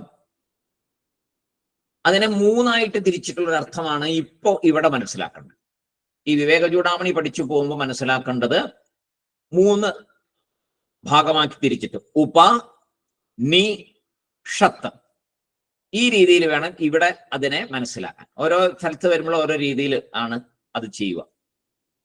ഉപ എന്നാൽ ഏറ്റവും അടുത്തിരിക്കുന്നത് എന്നർത്ഥം. ഏറ്റവും അടുത്തിരിക്കുന്നത് എന്താണ്? ആത്മാ. ഏറ്റവും അടുത്തിരിക്കുന്നത് ആത്മാ. നമ്മൾ ഏറ്റവും അടുത്തിരിക്കുന്ന ആത്മാവാണ്. അതുകൊണ്ടാണ് പറയുന്നത് ഈശ്വരനെ അന്വേഷിച്ച് ഓടിപ്പോവല്ലേ, പുറത്തേക്ക് ഓടിപ്പോവല്ലേ, അകത്തേക്ക് നോക്കൂ എന്ന് പറയും. എത്ര പറഞ്ഞാലും നമ്മൾ പുറത്തല്ലേ തപ്പുന്നേ ഭഗവാനെ. എത്ര കേട്ട് കഴിഞ്ഞാലും നമ്മൾ തപ്പുന്നത് പുറത്താണ് ഭഗവാനെ തപ്പുന്നത്. അകത്തേക്ക് നോക്കാൻ എന്താ പറയുക, അജ്ഞാനം കൊണ്ട്, കലിയുടെ പ്രഭാവം കൊണ്ട് തോന്നുന്നില്ല എന്നേ പറയാൻ പറ്റുള്ളൂ. എല്ലാ ഗുരുനാഥന്മാരും ഉപദേശിക്കും അകത്തേക്ക് നോക്കൂ, അകത്തേക്ക് നോക്കൂ. അകത്തേക്ക് നോക്കുന്നിട്ട് സമയമുള്ളൂ എന്ത് സുഖം കിട്ടും. അപ്പൊ നമ്മൾ അകത്തേക്കാണ് നോക്കുന്നത്. എന്താണ് ഒരു സുഖം കിട്ടാൻ ഒരു വഴി? കണ്ണുകൊണ്ട് എന്ത് സുഖം കിട്ടും, ചെവി കൊണ്ട് എന്ത് സുഖം കിട്ടും, മൂക്ക് കൊണ്ട് എന്ത് സുഖം കിട്ടും, നാക്ക് കൊണ്ട് എന്ത് സുഖം കിട്ടും, ശരീരം കൊണ്ട് എന്ത് സുഖം കിട്ടും. ആ സമയത്തെല്ലാം അകത്തേക്കാണ് നോക്കുന്നത്. ഭഗവാന്റെ കാര്യം വരുമ്പോൾ തന്നെ പുറത്തേക്ക് പോയി ഓടി, പുറത്തേക്ക് പോയി ഏതെങ്കിലും അമ്പലത്തിൽ പോയി അവിടെ പോയി ഇവിടെ പോയി, അല്ലെങ്കിൽ പൂജാമുറി കയറി കലണ്ടറിൽ നോക്കി പടത്തിൽ നോക്കി അകത്ത് നോക്കുന്നില്ല. എന്തൊരു വലിയൊരു കുഴപ്പമാണെന്ന് ആലോചിച്ച് നോക്കുക. അപ്പൊ നമുക്ക് അകത്തേക്ക് നോക്കാൻ പഠിക്കണ്ടേ? മെല്ലെ മെല്ലെ അകത്ത് നോക്കണം. അകത്ത് നോക്കി അകത്ത് ആ പ്രകാശത്തെ കാണണം. അപ്പൊ ഉപ എന്നാൽ ഏറ്റവും അടുത്തിരിക്കുന്നത് ആത്മാ. ഒരു നശിക്കാത്ത തത്വം അകത്തുണ്ട്, അതാണ്. ഇനി നീ എന്ന് പറഞ്ഞാൽ നിശ്ചയജ്ഞാനം എന്നാണ് ഇവിടെ പറയുന്നത്. നീക്ക് ഇവിടെ പറയുന്നത് നിശ്ചയജ്ഞാനം, തീർച്ചപ്പെടുത്തിയ അറിവ്. ആത്മാവിനെ പറ്റിയുള്ള തീർച്ചപ്പെടുത്തിയുള്ള അറിവ്, അതിനെയാണ് ഇവിടെ ഉപനി എന്നുള്ളതിന് പറയുന്നത്. നിഷത് എന്ന പദത്തിന് ജ്ഞാനഫലം, ഇവിടെ പറയുന്നത് ജ്ഞാനഫലം.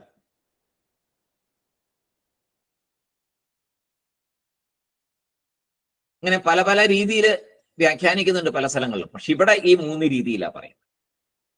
ഇനി ഇതിന്റെ ഒരു കാര്യം നോക്കുകയാണെങ്കിൽ ബ്രഹ്മത്തെ പ്രാപിപ്പിക്കുന്നു, ബ്രഹ്മ ഐക്യം തരുന്നു. ആര്? ഈ ഉപനിഷത്ത്. ജ്ഞാനഫലത്തെ തരുന്നു എന്ന് പറഞ്ഞാൽ എങ്ങനെയാണ് തരുന്നതെന്നാണ് ചോദിച്ചത്.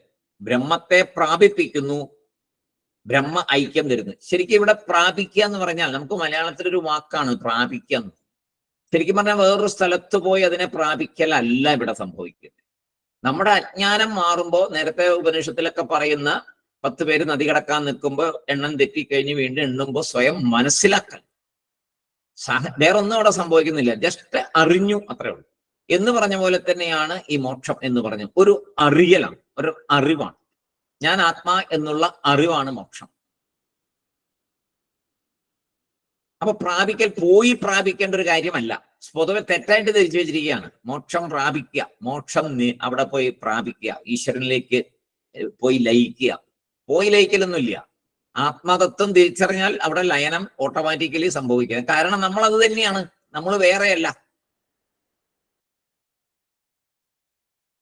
അപ്പൊ ഇവിടെ ബ്രഹ്മഗമയതി എന്ന് പറയും. ബ്രഹ്മഗമയതി, ഇവിടെ ആത്മാ എന്നാൽ ഞാൻ, എന്നെ പറ്റിയുള്ള ശരിയായ അറിവാണ് ബ്രഹ്മ ഐക്യം തരുന്നത്. നമ്മെ പറ്റിയുള്ള ശരിയായ അറിവ് ദൃഢമാകണം. നമുക്ക് അറിവുണ്ട്, പക്ഷെ ദൃഢമല്ല. അത് ദൃഢമാകണം എന്ന് പറയും. ഈ അറിവിന്റെ ബലമോ പൂർണ്ണ സ്വരൂപമായിരിക്കൽ. രണ്ടാമതായിട്ട് പറയുന്നു ഇഷത്ത് എന്ന ജ്ഞാനഫലം സംസാരത്തെ നശിപ്പിച്ചുകളെ. എന്താണ് സംസാരം? മനസ്സിന്റെ ശോകമാണ് സംസാരം. മനസ്സിലെ ശോകം, അതാണ് സംസാരം. ആ മനഃശോകത്തെ, സംസാരത്തെ നശിപ്പിക്കും എന്ത്? ജ്ഞാനം. അതിന്റെ കുറെ കാര്യങ്ങൾ നമ്മൾ നോക്കി, എങ്ങനെയാണ് മനസ്സിനെ നേർവഴിക്ക് കൊണ്ടുവരുന്നത് എന്നുള്ളത് തത്വബോധത്തിൽ കുറെ നമ്മൾ മനസ്സിന്റെ കാര്യങ്ങളൊക്കെ പഠിച്ചു.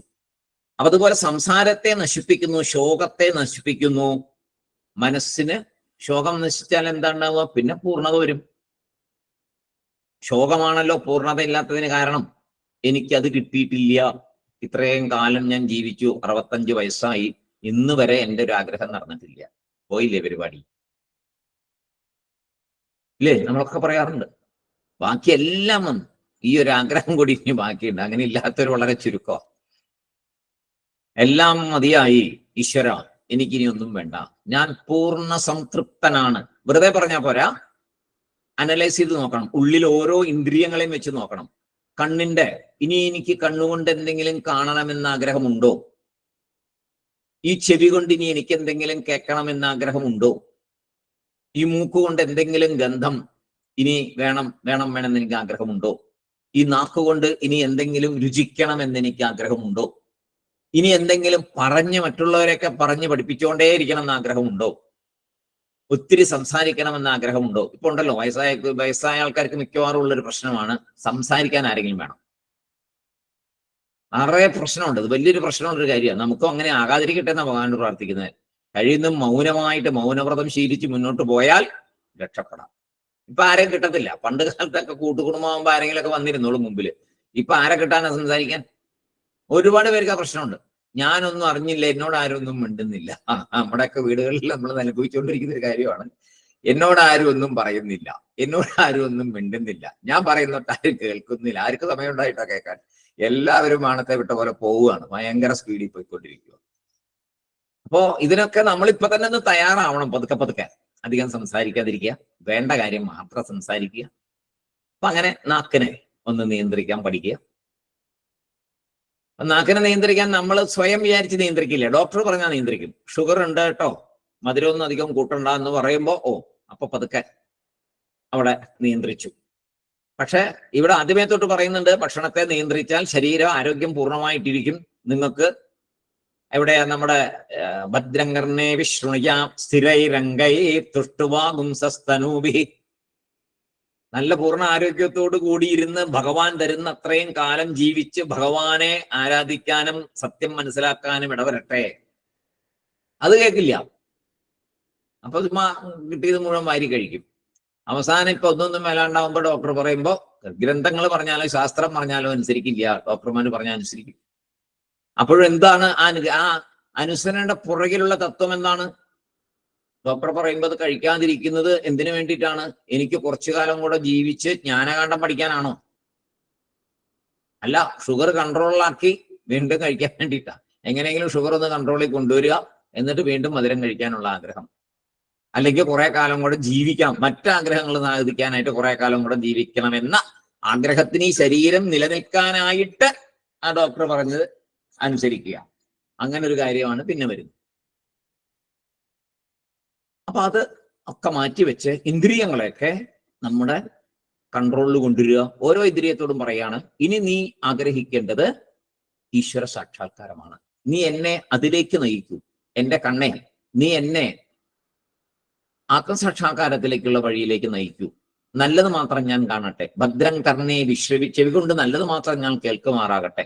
ഭദ്രം പശ്യേമാക്ഷത്, കണ്ണുകൊണ്ട് നല്ലത് മാത്രം കാണുമാറാകട്ടെ.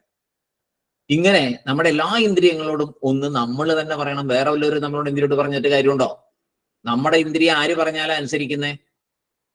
നമ്മൾ പറഞ്ഞാൽ അനുസരിക്കണം. അനുസരിക്കുന്നതെന്ന് പറയാൻ പറ്റില്ല, കാരണം അനുസരിക്കുന്നില്ല. നമ്മൾ പറഞ്ഞാൽ നമ്മുടെ ഇന്ദ്രിയം അനുസരിക്കണം.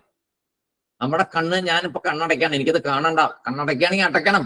അല്ല, ഒന്ന് കണ്ടിട്ടാവാന്ന് തോന്നില്ല. അങ്ങനെയാണല്ലോ പ്രശ്നം വരുന്നത്.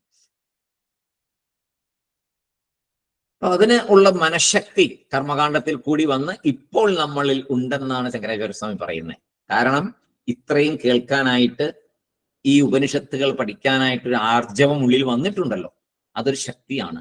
ഈ ശക്തിയെ ഇപ്പോൾ നേരത്തെ പറഞ്ഞ കർപ്പൂരം കെടാതെ നോക്കുന്ന പോലെ കൈവച്ച് അഡ്ജസ്റ്റ് ചെയ്ത് മുന്നോട്ട് കൊണ്ടുവന്ന് നന്നായിട്ട് ആളിപ്പടർത്തണം. അപ്പൊ അങ്ങനെ സംസാരത്തെ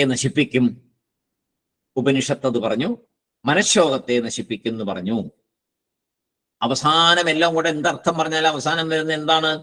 ഉപനിഷത്ത് എന്നാൽ ആത്മജ്ഞാനം തരുന്നത്. ബ്രഹ്മവിദ്യ ആണ് ഉപനിഷത്ത്. ബ്രഹ്മവിദ്യ, വേദാന്തം. അപ്പോ ഈ ഒരു ഗുണങ്ങളൊക്കെ തരുന്നത് കൊണ്ട്, ഈ ഒരു ഫലങ്ങളൊക്കെ തരുന്നത് കൊണ്ട്, ബ്രഹ്മവിദ്യ തരുന്നത് കൊണ്ടാണ് ഈ വാക്യങ്ങൾക്കും ആ പ്രിന്റ് ചെയ്ത പുസ്തകത്തിനും ഉപനിഷത്ത് എന്ന് പേരുണ്ട് അല്ലെ. നമ്മളൊരു പുസ്തകം എടുക്കും, ഇത് മുണ്ടകോപനിഷത്ത്, ഇത് ഈശാവാസ്യ ഉപനിഷത്ത്, ആ പുസ്തകത്തിനെ പറയുന്നല്ലോ. അപ്പൊ ആ പുസ്തകത്തിനും വരെ ആ പേര് വന്നു. കാരണം എന്താണ്? അത് തരുന്ന സന്ദേശം, അത് തരുന്ന ഫലം വളരെ വലുതാണ്. അതുകൊണ്ടാണ് അതിനും കൂടി ആ പേര് നമുക്ക് കൊടുക്കാൻ സാധിച്ചത്. വേദത്തിന്റെ അവസാനത്തെ ഭാഗം ഈ അറിവ് തരുന്നതിനാൽ അതിനെ ഉപനിഷത്ത് എന്ന് പറയുന്നു. ഉപനിഷത്ത് ജീവാത്മാവും പരമാത്മാവും ഒന്ന് തന്നെ എന്ന് പറഞ്ഞ് അദ്വൈത സിദ്ധാന്തത്തെ പറഞ്ഞു തരുന്നു. ചില ഉപനിഷത്തുകൾ കഥാരൂപേണ, ചിലത് ഗുരു ശിഷ്യ സംവാദ രൂപേണ, ചിലത് ഗുരു ശിഷ്യനെ പരീക്ഷിച്ച് പിന്നീട് ഉപദേശിച്ചു കൊടുക്കുന്നു. വേറെ ചിലതിൽ ആദ്യമേ ചോദ്യം ചോദിക്കുന്നു, അതിന്റെ മറുപടി തത്വം മറുപടി രൂപേണ വരുന്നു. മറ്റു ചിലതിൽ ആദ്യമേ തത്വം പറയുന്നു. ഈശാവാസ്യമിതം സർവം, ആദ്യമേ തത്വം പറയും, എന്നിട്ട് പിന്നീട് അതിന്റെ വിശദീകരണത്തിലേക്ക് പോകും, വിചാരത്തിലേക്ക് പോകും. ഒരു ക്രമത്തിലായിരിക്കണം എന്നില്ല. ഉപനിഷത്തിൽ പറയുന്ന കാര്യങ്ങൾ ഒരിക്കലും ക്രമത്തിലായിരിക്കണം എന്നില്ല. അതിന് പറയും കാട്ടിലെ പൂക്കൾ പോലെ എന്ന് പറയും. വീട്ടില് ഗാർഡനിൽ എങ്ങനെയാണ് നമ്മൾ ഫ്ലവേഴ്സ് ഒക്കെ അറേഞ്ച് ചെയ്തിട്ട് വളർത്തുന്നതും നടുന്നതും പിടിക്കുന്നതൊക്കെ, കാട്ടിൽ എങ്ങനെയാണ്? അറേഞ്ച്മെന്റ് ഒന്നുമില്ല. പക്ഷെ ഇഷ്ടംപോലെ പുഷ്പങ്ങൾ ഇങ്ങനെ ചെതറിക്കിടക്കുന്ന കാണാം. വലിയ വലിയ മരങ്ങളുടെ അവിടെയൊക്കെ ഇഷ്ടംപോലെ പുഷ്പങ്ങളെ കാണാം. അതുപോലെയാണ് ഉപനിഷത്ത്. അങ്ങ് പരന്ന് കിടക്കുക, പല സ്ഥലത്തായിട്ട് പരന്ന് കിടക്കുക. അതുകൊണ്ട് ഉപനിഷത്ത് പഠനം എളുപ്പമല്ല. വീട്ടിൽ അറേഞ്ച് ചെയ്ത് വെച്ചിരിക്കുന്ന ഗാർഡന്റെ അകത്തുനിന്ന് പൂ പറിച്ചെടുക്കാനോ നമുക്ക് മാല കെട്ടാനോ ഒക്കെ ബുദ്ധിമുട്ടില്ല. പക്ഷെ കാട്ടില് ധാരാളം വൃക്ഷങ്ങളുടെ ചൂട്ടിൽ ഇങ്ങനെ പരന്നു കിടക്കുന്ന അവിടെ നിന്ന് എടുത്ത് ചെയ്യുന്നതിന് ബുദ്ധിമുട്ടാണ്. അതുപോലെയാണ് ഉപനിഷത്ത് പഠിക്കാൻ സ്വല്പം ബുദ്ധിമുട്ടാണ് എന്ന് പറയുന്നു. കാരണം ജ്ഞാന സമ്പാദനത്തിന് വേണ്ട അധികാരിത്വ സമ്പാദനത്തെ അത് ഉപനിഷത്ത് പറയും. പ്രധാന കാര്യങ്ങളെ മനസ്സിലാക്കാനായിട്ട് മഹാന്മാരായ ഗുരുക്കന്മാർ അവയെ ക്രോഡീകരിച്ച് ചില ഗ്രന്ഥങ്ങൾ രചിച്ചു. അധികാരിത്വം വേണമല്ലോ, അല്ലാതെ മനസ്സിലാകത്തില്ല. ഇത് മനസ്സിലാകാനുള്ളൊരു കാര്യം ആദ്യം വരണം. അപ്പൊ അങ്ങനെയുള്ള കാര്യങ്ങളെ, ഈ വലിയ വലിയ കാര്യങ്ങളൊക്കെ ക്രോഡീകരിച്ച് അറിയാം. മഹാപുരുഷന്മാർക്ക് അറിയാം സാധാരണ ജനങ്ങളെ ഇങ്ങോട്ട് ഉയർത്തിക്കൊണ്ടുവരണമെങ്കിൽ ഏതെല്ലാം വഴി കൂടെ വേണമെന്ന് അവർക്കറിയാം. അങ്ങനെ നോക്കിയിട്ട് അവര് ചില ഗ്രന്ഥങ്ങൾ രചിച്ചു. ഈ ഗ്രന്ഥങ്ങളിൽ സ്റ്റെപ്പ് ബൈ സ്റ്റെപ്പ് ആയിട്ടാണ് ഉപനിഷത്തിലെ ഉപദേശങ്ങളെ പറയുന്നത്. അവ ഏറ്റവും ലളിതമാക്കി നമുക്ക് പറഞ്ഞത്. ഇങ്ങനെ ക്രമമായി ഉപനിഷത്ത് തത്വങ്ങളെ അഥവാ ഉപനിഷത്ത് വാക്യങ്ങളെ നമുക്ക് മനസ്സിലാക്കി തരുന്ന ഗ്രന്ഥങ്ങളുടെ പേരാണ് പ്രകരണ ഗ്രന്ഥങ്ങൾ.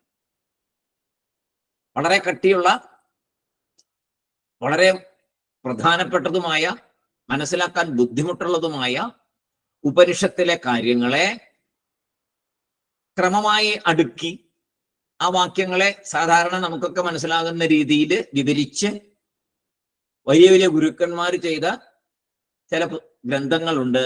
അവയുടെ പേരാണ് പ്രകരണ ഗ്രന്ഥങ്ങൾ. അപ്പൊ ശാസ്ത്രത്തിന്റെ ഡെഫിനിഷൻ നമ്മൾ പഠിച്ചു. അങ്ങനെ ശാസ്ത്രം പറയുന്ന ലക്ഷ്യവും അത് നേടാനുള്ള അറിവും ക്രമമായി വിശദീകരിക്കുന്ന ഒരു ഗ്രന്ഥമാണ് വിവേക ചൂടാമണി. അത് പറയാനാണ് ഇത്രയും കാര്യങ്ങൾ പറഞ്ഞത്. അപ്പൊ വിവേക ചൂടാമണി എന്താണ് നമുക്ക് തരിക? ഉപനിഷത്ത് തത്വങ്ങളെ ക്രമമായി പറഞ്ഞ് മനസ്സിലാക്കി, വലിയ വലിയ തത്വങ്ങളെ ചെറിയ രീതിയിൽ പറഞ്ഞു തന്ന് നമുക്ക് മനസ്സിലാക്കി ജ്ഞാനകാണ്ഡത്തിലേക്ക് പ്രവേശിക്കാനുള്ള അധികാരിത്വത്തെ വളരെ ഭംഗിയായിട്ട് നമുക്ക് തരും. അതാണ് വിവേക ചൂടാമണി ചെയ്യാൻ പോകുന്നത്. ഇനിയും കുറച്ച് കാര്യങ്ങളും കൂടെ അതിന്റെ ഇൻട്രൊഡക്ഷനിൽ വരാനുണ്ട്. അത് നമുക്ക് അടുത്ത ദിവസം നോക്കാം. പ്രകരണ ഗ്രന്ഥങ്ങള് ഏത് തരത്തിലുണ്ട്, അതിന്റെ ബാക്കി കാര്യങ്ങളൊക്കെ ഒന്നുകൂടെ നമുക്ക് മനസ്സിലാക്കിയിട്ട് വേണം വിവേക ചൂടാമണിയിലേക്ക് പ്രവേശിക്കാൻ, അതിന്റെ ശ്ലോകങ്ങളിലേക്ക് കടക്കാൻ. ഒരു ക്ലാസ് കൂടെ നമുക്ക് ഇതിന്റെ ഇൻട്രൊഡക്ഷൻ ഭാഗം വേണ്ടിവരും. ഭഗവാൻ അനുഗ്രഹിക്കട്ടെ. ഓം പൂർണ്ണമദ പൂർണ്ണമിദം പൂർണ്ണാത് പൂർണ്ണമുദിച്യത്തെ പൂർണ്ണസ്യ പൂർണ്ണമാദായ പൂർണ്ണമേവാവശിഷ്യത്തെ. ഓം ശാന്തി ശാന്തി ശാന്തി. ഹരി ഓം തത്സത്. ബ്രഹ്മാർപ്പണമസ്തു.